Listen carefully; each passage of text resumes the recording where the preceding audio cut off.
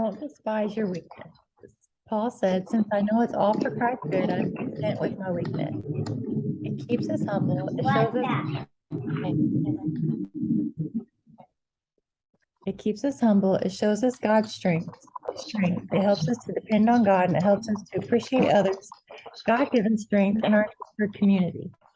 Rather than trying to be someone you're not meant to be, focus on where God is calling you, the purpose and the gifts God has given you. Don't stress if you can't do something like someone else when it's simply not in your DNA. Also, don't think others should be more like you. Celebrate others' unique gifts and purpose while being sure of your own. It's not an exemption from doing things that make you uncomfortable, but constantly trying to be someone you're not will leave you exhausted, frustrated, and often jealous. God doesn't have favorites, nor does he think any role is less important. It's all in the heart's posture that allows God to use someone. The mama raising tiny disciples or the grandmother in her prayer closet is equally as effective as the pastor on the stage. One is not more important or more humble than the other. Both are just willing people doing what God has called them to do in the way that they can. Ask God how he can use you today and set out to do it joyfully. So, you know those little toys that kids have where you can take the different blocks and you put them in the different holes, like the circle goes in the circle, the shapes. So, that's kind of like us. If you take the triangle and you try to put it in the circle, it's not going to fit.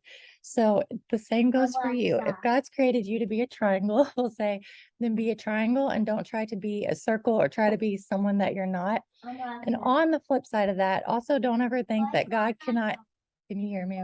Hey, talking. That God cannot use you in spite of your weakness. Moses was a man with a bad temper. Because of it, he killed somebody. And he also broke the 10 Commandments out of his anger, but he became the most humble man on earth.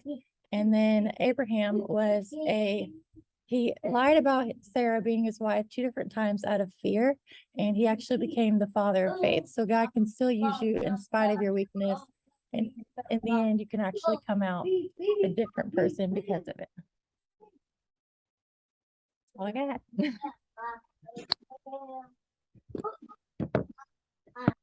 God really revealed that to me whenever I was like a new mom, whenever you talked about mamas raising tiny disciples.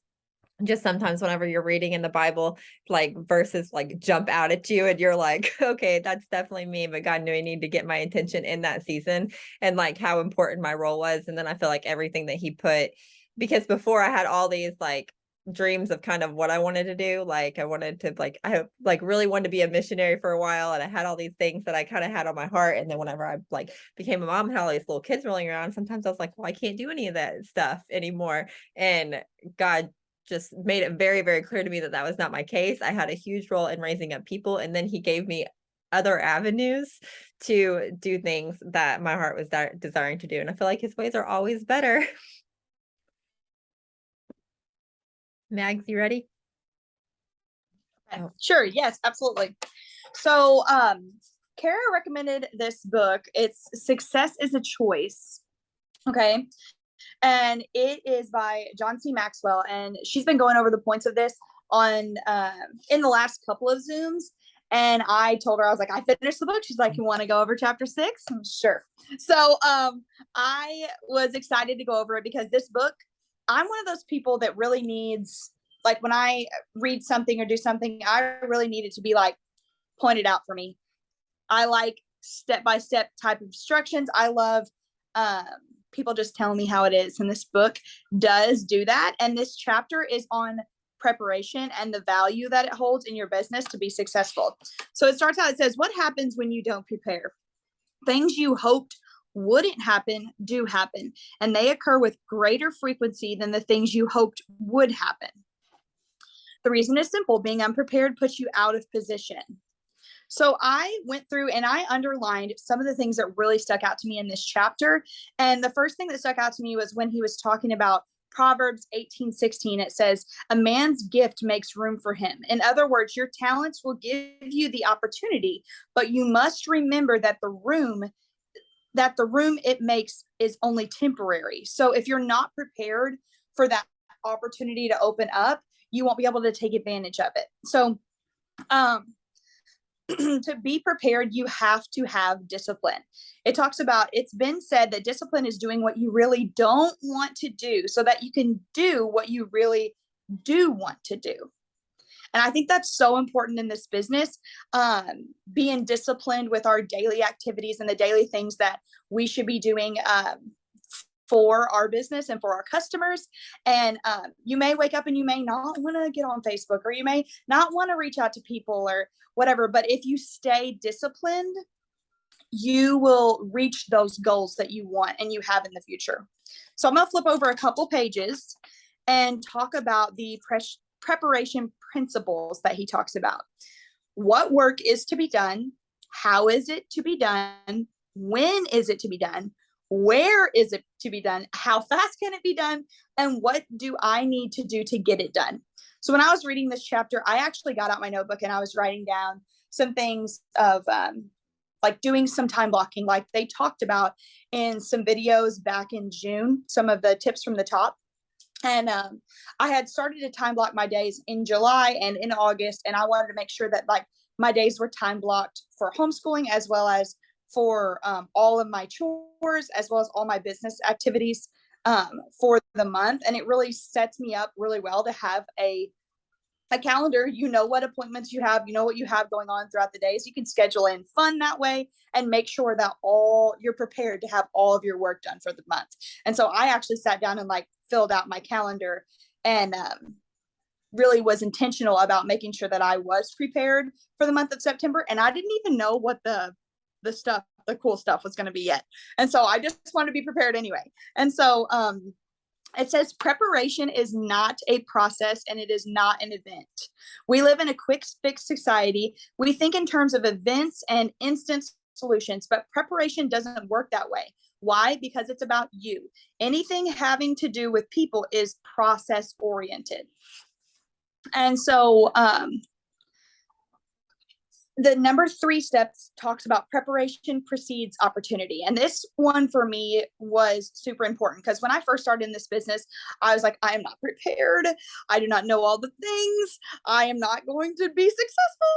And I spent a ton of time watching videos, reading all of the things on both of the Facebook pages to just try to absorb as much information as I could so that when people were coming to me and asking questions, I could answer them. And I did not have to do that. I did not have to do that. I could have just asked Bailey or Kara or Amanda or anybody else on the team that's been doing it longer than me. Hey, what is the best, welcome pack for this person, or what am I supposed to do when they have high blood pressure? Those kinds of things. The beauty of this business is a lot of our upline have done a lot of the preparation for us, and all we have to do is to accept it and take time for ourselves to be able to be successful. We just have to use these steps that they have given us. They have walked these steps, they have done these things. And so it gave me a lot of relief after a couple months of doing too much preparation. It gave me a lot of relief when Bailey was like, you got it, just learn as you go. It's a slow process. Don't overwhelm yourself. And once I did slow down and kind of just get the amount of prepared that I needed to be, I felt a lot better. So President Abraham Lincoln says on page 65, I will prepare and someday my chance will come. And so I don't want you guys to feel overwhelmed by this preparation chapter and feel like you're not prepared enough. That's why I gave kind of my backstory, because it does talk about how, when the opportunity comes, it's not time to prepare. If you're not prepared, then the opportunity is gone.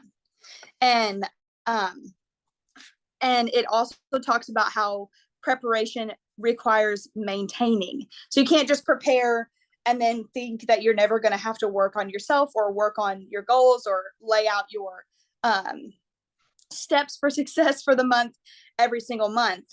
You have to maintain this. And it talks about preparation does not mean mastery of the facts. It does not mean knowing all the answers. It does not necessarily even mean achieving consensus. It means putting yourself in a better position every day to succeed. There is an assessment like at the end of this chapter talking about your goals. And I highly recommend, if you want to be successful at this business and you love to read, I highly recommend this book. It's a very short read. It's a very easy read, but it is very good to get you in the right mindset. And the last step that I wanted to hit in this book today is about attitude. Am I visualizing correctly? The final step after assessment and alignment is attitude. You are not just training your body, you're training your mind. But that's true for any endeavor. You have to believe in yourself and what you're doing. You have to be able to see yourself doing it with your mind's eye. If you can't imagine it, you will probably not be able to achieve it. Preparation is one of the most obvious choices you must make in order to maximize your talent and become successful. Sometimes the preparation process is long and slow. It may require formal education. It may necessitate your finding wise mentors. It may mean getting out of your comfort zone, or it could simply mean fine-tuning a skill that you have not mastered yet. But whatever it requires, remember that you must be ready when your time comes. People don't get a second chance to seize a once-in-a-lifetime opportunity. So that was like the last thing I wanted to hit on. And I wanted to remind everybody that if you are a Christian, you are a believer, to pray about this. Being prepared and having the right attitude is not going to come every single day naturally. It is something that you have to wake up. For me, I have to wake up. I have to center myself. I have to pray and ask God to help me be prepared, help me be a good mom, help me get my things done that I need to get done today, and to help me achieve all of the things on my to-do list. I have to ask God to help me, because I'm someone that gets very distracted, as well as somebody that just needs a little help. Everybody does.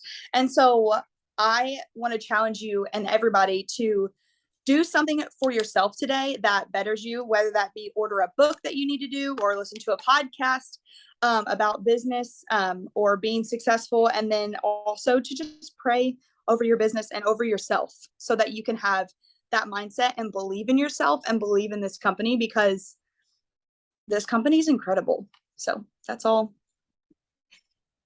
I have for today.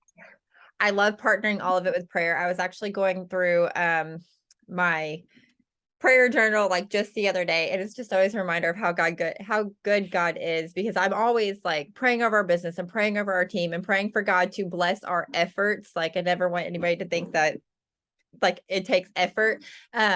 But this specific time, like I was asking God specifically, I was like, all right, God, I was like, I need new ideas. Help me be more creative in this. Give me better ways to lead people. Give me better ways to serve people. And it was just like the month or so after that, like having this journal, like we developed our Jumpstart in 7 days, Silver in 7 thing. And I think that was a really huge thing for our business. It really, helped give people like the step-by-steps. And I just think like taking the time, and sometimes you don't even realize like you get these ideas and things because you took the time to pray for it. Like, God, guide me, show me something's going to work, show me what our team needs. But he's really good like that. And I was taking notes whenever you were talking about some of the things that I was thinking about. Even in hijacks, even in like your, like before Plexus, I was a nurse. And I remember like, you can't be prepared for all the things. You cannot have all of the knowledge before you start doing it. Like there's just simply too much to learn. You can't know how every product works. Like you can, but you're going to waste a lot of time doing all of that when you could just start figuring it out as the scenarios come up. But whenever I was a nurse, I worked at a nursing home, and I feel like you go to nursing school so they can throw you out there so you can learn to be a nurse. And then like you get in the environment and they kind of tell you what you have to do every day. But I learned things whenever they happened at the nursing home. I remember the very first time that somebody passed away while I was working, and like I had to learn what to do when somebody passed away whenever that happened. I was the only nurse on shift all by myself, but they didn't give me like, hey, and the minute this happens, this is what you do. Like it happened. Then you're like, now what? You've got to figure it out. And it's like that in day-to-day jobs as well. But don't let any of that, like not knowing something, can prevent you from going forward. Yes.